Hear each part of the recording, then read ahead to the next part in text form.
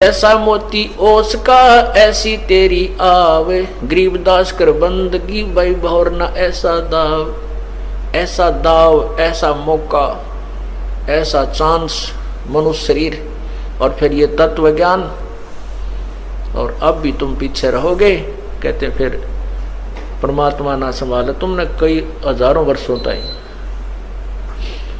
हजारों युगों तक नहीं संभालेगा, क्योंकि आप रिजेक्ट कर दिए जाओगे कि इतना कुछ होने के बावजूद भी, और फिर अपनी अज्ञानता और अपने ही ज्ञान के ऊपर आधारित होकर के अपने आप ही चले। संत की एक भी नहीं मानी, क्यों कुछ दिनों के बाद परमात्मा इतना सुख दे देता है, यूं सोचा है बस मौज माजरी है और ऐसे ही होना था। नहीं, यही भूल समाप्त कर देना कि प्रभु के चरणों में आने के बाद जो आपने पुण्यदान किया है, ये हो सकता है आपका इस जीवन भी चल सके और एक दो जीवन और भी चल सकता है, इतना पुण्य हो जाता आपका।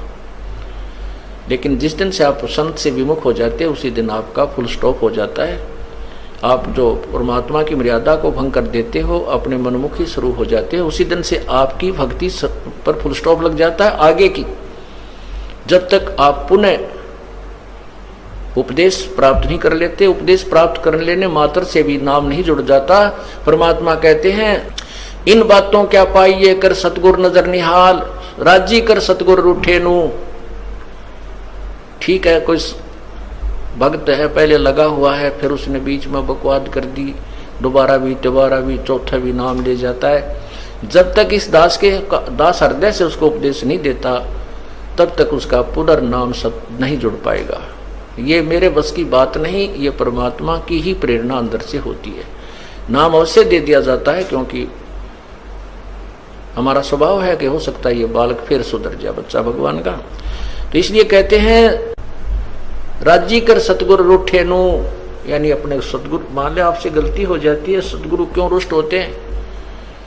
क्योंकि आप विद्यार्थी, वो विद्यार्थी से टीचर रुष्ट होता है जो कोई भी मर्यादा नहीं निभाता, बार बार समझाने के बाद भी शरारत करने से बाज नहीं आता, तो वो उससे रुष्ट होता है। ऐसे ही परमात्मा का मार्ग है, आप विद्यार्थी हैं, ये दास आध्यात्मिक टीचर है।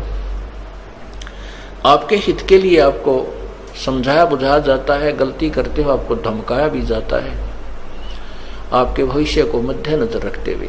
निदास का कोई लेन देन नहीं।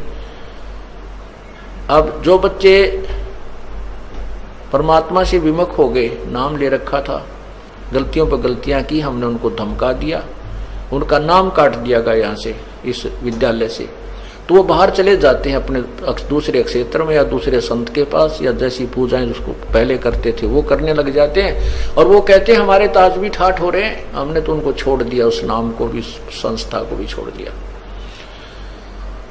और कहते अब हमें कोई हानि नहीं हो रही है। पुण्यात्माओं, आप जब तक आपका नाम जुड़ा है, आप कोई गलती करते हो, परमात्मा आपको झटका देता है एक आधा हल्का सा, ताकि तुम सुधर जाओ, सावधान हो जाओ, आगे गलती ना करो।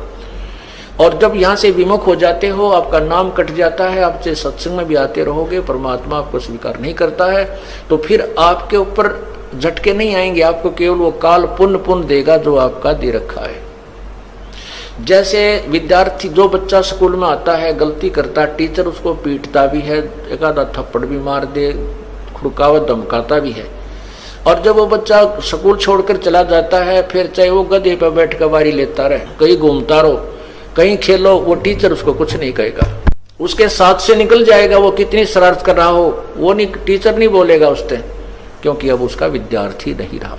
इसी प्रकार जो अनजान व्यक्ति यहाँ से चले गए, उनको पूर्व जन्म की जो यहाँ रहते हुए और इस जन्म में भी जो पुण्य किए, भक्ति की, वो काल उनको अवश्य देगा, और उसके कारण वो ठाठ करते नजर आएंगे, और हो सकता है इस जीवन में कोई हानि भी ना हो, क्योंकि उनको पीटेगा नहीं कि अध्यापक, क्योंकि वो अब विद्यार्थी नहीं रहे और अपना जीवन बर्बाद कर रहे हैं। फिर मजदूर लगेंगे जो विद्यार्थी विद्यालय छोड़कर चले जाते हैं टीचर के धमकाने खुरकाने से, तो वो सफल नहीं हुआ करते। तो इसी प्रकार हमने उस परमात्मा की भक्ति करनी है। तो क्या कहते हैं?